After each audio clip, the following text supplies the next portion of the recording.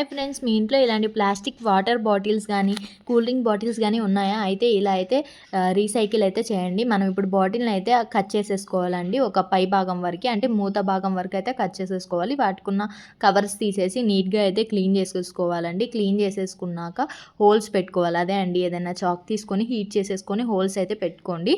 నేనైతే అన్నిటికీ ఒక త్రీ చిన్న చిన్న హోల్స్ అయితే పెట్టుకున్నాను. ఎందుకంటే ఇందులోంచి వాటర్ బయటకు అనేది వెళ్ళాలి. ఇప్పుడు మనం అయితే శాండ్ ఉంటుంది కదండి, ఇసుక, ఆ ఇసుకనైతే కొంచెం సగానికి నింపుకోవాలి.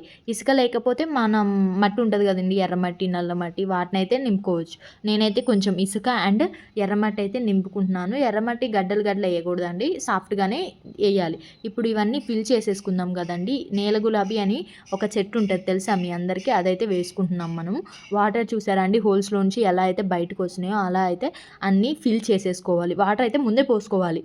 తర్వాత ఈ చెప్పాను కదండి నేల గులాబీ అని, ఇదైతే ఎక్కడైనా దొరుకుతుంది మనకి.